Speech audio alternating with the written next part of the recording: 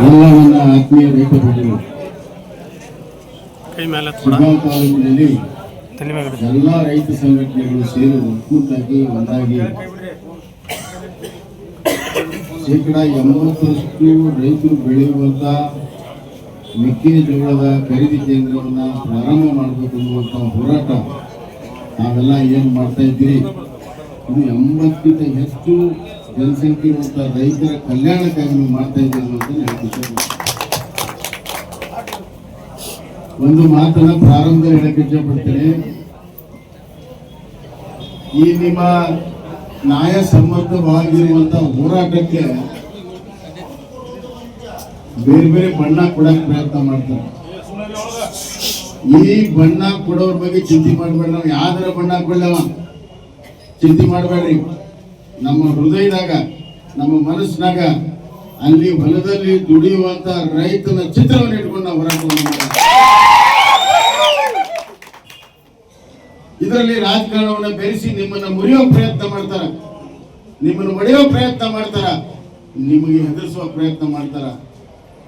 ರೈತರ ಹಿಂದೆ ಯಾರು ಇಲ್ಲ ಅಂತ ತಿಳ್ಕೊಂಡಿದ್ದಾರೆ. ಶಿಗ್ಗಾಂವ್ ತಾಲೂಕಿನಲ್ಲಿ ಸಮಗ್ರ ರೈತರಿಂದ ಬಸವರಾಜ ಬೊಮ್ಮಾಯಿ ಇದ್ದಾನೆ ಅನ್ನುವಂತ ಬಂಧುಗಳೇ, ರೈತರು ಯಾವುದೇ ಪಕ್ಷಕ್ಕೆ ಸೇರಿಲ್ಲ, ಆದ್ರೆ ಎಲ್ಲಾ ರಾಜಕೀಯ ಪಕ್ಷಗಳು ರೈತರಿಗೆ ಸೇರಿದ್ದಾರೆ. ಎಲ್ಲ ರಾಜಕೀಯ ಪಕ್ಷಗಳು ರೈತರಿಗೆ ಸೇರಿದಾವೆ. ರೈತರ ಬೆಂಬಲ ಪುಣ್ಯದಿಂದ ರಾಜ್ಯವನ್ನು ಆಳ್ತಾ ಇದ್ದಾರೆ. ಯಾವುದೇ ರಾಜಕೀಯ ಪಕ್ಷ ಇರಲಿ, ರೈತರ ಬೆಂಬಲ ಇಲ್ಲದೆ ರಾಜ್ಯ ಸರ್ಕಾರ ಆಗಕ್ಕೆ ಸಾಧ್ಯನೇ ಇಲ್ಲ. ಮುಖ್ಯಮಂತ್ರಿ ಆಗಕ್ಕೂ ಸಾಧ್ಯ ಇಲ್ಲ, ಮಂತ್ರಿ ಆಗಕ್ಕೆ ಸಾಧ್ಯ ಇಲ್ಲ. ರೈತರ ಬೆಂಬಲದಿಂದ ಇವತ್ತು ತಾವೆಲ್ಲ ಆಗಿದ್ದೀರಿ ಅನ್ನೋದನ್ನು ಮರಿಬಾರದು. ಇವತ್ತು ಮೆಕ್ಕೆಜೋಳ ನಮ್ಮ 80% ಏನ್ ಜನ ರೈತರು ಬೆಳೀತಾ ಇದ್ದಾರೆ. ಅದಕ್ಕೆ ಬೆಂಬಲ ಬೆಲೆಯನ್ನ ಕೇಂದ್ರ ಸರ್ಕಾರ ಘೋಷಣೆ ಮಾಡಿ, ಕೇಂದ್ರ ಸರ್ಕಾರ ಘೋಷಣೆ ಆದಮೇಲೆ ಅದನ್ನು ಖರೀದಿ ಮಾಡುವಂತ ವ್ಯವಸ್ಥೆ ರಾಜ್ಯ ಸರ್ಕಾರದ ಹೊಣೆಗಾರಿಕೆ. ಕೇಂದ್ರ ಸರ್ಕಾರ ಎಲ್ಲ ರಾಜ್ಯಕ್ಕೆ ಬರೋಕ್ಕಾಗೋದಿಲ್ಲ. ಬೇರೆ ಬೇರೆ ರಾಜ್ಯಗಳಲ್ಲಿ ರಾಜ್ಯ ಸರ್ಕಾರ ಖರೀದಿ ಮಾಡಿದೆ, ಕಬ್ಬು ಖರೀದಿ ಮಾಡಿದೆ, ಮೆಕ್ಕೆಜೋಳ ಖರೀದಿ ಮಾಡಿದೆ, ಅಕ್ಕಿ ಖರೀದಿ ಮಾಡಿದೆ. ನೀವು ಕಬ್ಬು ಬೆಳೆಗಾರರಿಗೆ ಹೆಚ್ಚಿನ ದರ FRP ಗಿಂತ ಹೆಚ್ಚಿನ ದರ ಕೊಡೋದಕ್ಕೆ ನೀವು ಮುಂದಾಗ್ತೀರಿ, ಮೀಟಿಂಗ್ ಮಾಡ್ತೀರಿ. ಆದ್ರೆ 80ರಷ್ಟು ಸುಮಾರು 20 ಜಿಲ್ಲೆಗಳಲ್ಲಿ ಗೋವಿಂಜೋಳ ಬೆಳೆದ ರೈತರು, ಅವ್ರ ಬಗ್ಗೆ ಒಂದು ಸಣ್ಣ ಮೀಟಿಂಗು ಮಾಡಿಲ್ಲ, ಅವ್ರ ಕರೆದನ್ನು ಕೇಳಿಲ್ಲ. ನೀವೇ ಡಿಕ್ಲೇರ್ ಮಾಡಿದ್ರಿ ಏನು 10 ಲಕ್ಷ ಟನ್ ಖರೀದಿ ಮಾಡ್ತೀವಿ ಅಂತ. ಈ ರಾಜ್ಯದಲ್ಲಿ ಇವತ್ತು 54 ಲಕ್ಷ ಟನ್ ಮೆಟ್ರಿಕ್ ಟನ್ ಇವತ್ತು ಬೆಳೆ ಬೆಳೆದಿದ್ದಾರೆ. 16 ಲಕ್ಷ ಹೆಕ್ಟೇರ್ ಪ್ರದೇಶದಲ್ಲಿ 54 ಲಕ್ಷ ಮೆಟ್ರಿಕ್ ಟನ್ ಬೆಳೆ ಬೆಳೆದಿದ್ದಾರೆ. ಅದರಲ್ಲಿ ನೀವು 10 ಲಕ್ಷ ಖರೀದಿ ಮಾಡ್ತಿರೋದ್ರೆ ಸಾಲೋದಿಲ್ಲ ಅಂತ ನಾವು ಹೇಳಿದ್ವಿ. ನಾನು ಒಂದು ಮಾತನ್ನು ಪ್ರಾರಂಭದಲ್ಲಿ ಹೇಳಿದ್ದೆ, ಲಕ್ಷ್ಮೇಶ್ವರದಲ್ಲಿ ಹೋರಾಟ ಪ್ರಾರಂಭ ಆದಾಗ, ಈ ಸರ್ಕಾರದ ಮಾತು ಕೇಳಕ್ ಹೋಗ್ಬೇಡ್ರಿ, ಯಾಕಂದ್ರೆ ಅವ್ರು ಖರೀದಿ ಮಾಡೋದಿಲ್ಲ ಅಂತ ಹೇಳಿದ್ದೆ, ಬರೀ ನಾಟಕ ಮಾಡ್ತಾರ ಅಂತ ಹೇಳಿದ್ದೆ.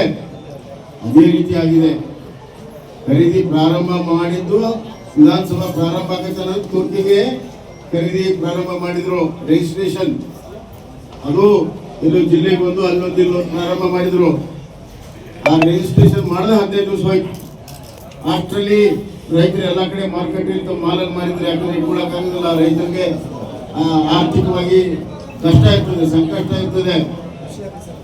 ಈ ಇವರು ಎಥನಾಲ್ ಫ್ಯಾಕ್ಟರಿ ಅವರೆಲ್ಲ ರೈತರ ಕಡೆಯಿಂದ ಖರೀದಿ ಮಾಡ್ತಾ ಇಲ್ಲ, ಏಜೆಂಟ್ ಗಳಿಂದ ಖರೀದಿ ಮಾಡ್ತಾ ಇದ್ದಾರೆ.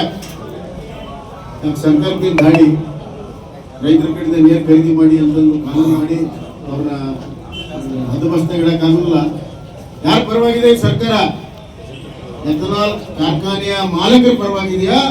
ಎಥನಾಲ್ ತಯಾರು ಮಾಡೋದಕ್ಕೆ 80ರಷ್ಟು ಜನ ರೈತರು ಏನೋ ಮೆಕ್ಕೆಜೋಳ ಬೆಳೆದು ಕೊಡ್ತಾರ, ಆ ರೈತರ ಪರವಾಗಿದೆ ಅನ್ನುವಂತ ಪ್ರಶ್ನೆ ನಾನು ಕೇಳಕ್ಕೆ ನೇರವಾಗಿ ರೈತರ ಕಡೆಯಿಂದ ಖರೀದಿ ಮಾಡಿದ್ರೆ ಇಷ್ಟೊತ್ತಿಗೆ ಬಹುತೇಕವಾಗಿ ಒಳ್ಳೆ ರೇಟ್ ಬರ್ತದೆ. ಮೊನ್ನೆ ಒಂದು ಆದೇಶ ಮಾಡಿದ್ದಾರೆ, MRP ದರದಲ್ಲಿ ನಾವೇನು ಖರೀದಿ ಮಾಡ್ತೀವಿ ಅದನ್ನ ನೀವು ತಗೋಬೇಕು ಅಂತ.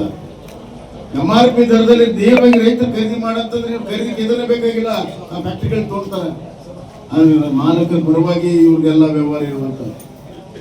ಇವತ್ತು ನಾನು ಇಷ್ಟೇ ಹೇಳ ಬಯಸ್ತೇನೆ, ಇಲ್ಲಿ ಖರೀದಿ ಕೇಂದ್ರ ಆಗ್ಲೇಬೇಕು. ಯಾಕಂದ್ರೆ ಶಶಿವಣ್ಣವರು ಹೇಳಿದಂತೆ ಹಾನಗಲ್ಲು, ಶಿಗ್ಗಾಂವ್, ಸವಣೂರು ವ್ಯಾಪಕವಾಗಿ ಅತಿ ಹೆಚ್ಚು ಬೆಳೆಯುವಂತದ್ದು ಶಿಗ್ಗಾಂವ್ ತಾಲೂಕಿನಲ್ಲಿ. 80% ಜನ ರೈತರು ಇವತ್ತು ಮೆಕ್ಕೆಜೋಳ ಬೆಳೆದಿದ್ದಾರೆ.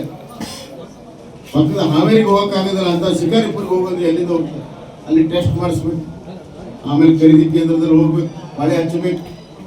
ನಾನು ಒಂದು ನೆನಪು ಮಾಡಿಕೊಡ್ತೇನೆ, ಇದೇ ಸಂದರ್ಭ ಬಂದಿತ್ತು. ಇವತ್ತು ರೈತರ ಪರವಾಗಿ ಮಾತನಾಡುವಂತ ನೈತಿಕ ಹಕ್ಕನ್ನು ನಾವು ಇಟ್ಕೊಂಡಿದ್ದೇವೆ. ಯಾತಕ್ಕಾಗಿ ನಾವು ಹೋರಾಟವನ್ನ ಮಾಡಿದ್ವಿ, ಅಧಿಕಾರ ಬಂದಾಗ ಆ ಕೆಲಸವನ್ನ ಮಾಡಿದ್ದೇವೆ. ನಮ್ಮ ಸರ್ಕಾರ ಇತ್ತು, ನಮ್ಮ ಸರ್ಕಾರ ಇದ್ದಾಗ ಮೆಕ್ಕೆಜೋಳದ ಇದೇ ತರ ದರ ಬಿದ್ದೋಗಿತ್ತು. ಅವಾಗ ಇದೇ ಶಿಗ್ಗಾಂವ್ APMCಯಲ್ಲಿ ಸುಮಾರು 2 ತಿಂಗಳು ಖರೀದಿಯನ್ನು ಮಾಡಿದ್ವಿ. ರೈತನ ಕೊನೆಯ ಮೆಕ್ಕೆಜೋಳ ಕಾಳವರೆಗೂ ಖರೀದಿ ಮಾಡಿರುವಂತಹ ದಾಖಲೆ ಇಲ್ಲೇ ಲಾರಿ ಗಟ್ಟಲೆಲ್ಲ ಬರ್ತಿತ್ತು, ಟ್ರ್ಯಾಕ್ಟರ್ ಬರ್ತಿತ್ತು. ನಿಯಂತ್ರಣ ಮಾಡಕ್ಕಾಗ್ದೇನೆ ಮತ್ತೆ ಪೊಲೀಸರಿಗೆ ನಿಯಂತ್ರಣವನ್ನು ಮಾಡಿ ಎಲ್ಲ ರೈತರಿಗೆ ನಾವು ಮಾಡಿಕೊಟ್ವಿ. ನನಗೆ ಏಜೆಂಟ್ರು ಬಂದಿದ್ರು, ಅವ್ರನ್ನ ಅರೆಸ್ಟ್ ಮಾಡಿಸಿದ್ವಿ. ಇಲ್ಲ ನನಗೆ ನೆನಪಿದೆ.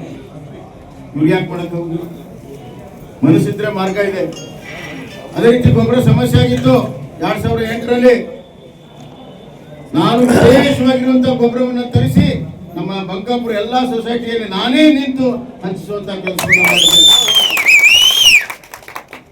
ಪ್ರತಿ ವರ್ಷವೂ ಈ ವರ್ಷವೂ ಕೂಡ ಯೂರಿಯಾ ಮತ್ತು DAP ಕಮ್ಮಿ ಆದಾಗ ನಾನು ಅಧಿಕಾರಿಗಳಿಗೆ ಮಾತಾಡಿ ನಮ್ಮ ಶಿಗ್ಗಾಂವ್ ತಾಲೂಕಿಗೆ ವಿಶೇಷವಾಗಿರುವಂತಹ ಗೊಬ್ಬರವನ್ನು ತರೋದಕ್ಕೆ ಇವತ್ತು ಈ ವರ್ಷವೂ ಕೂಡ ನಾವು ಮಾಡಿದ್ದೇವೆ.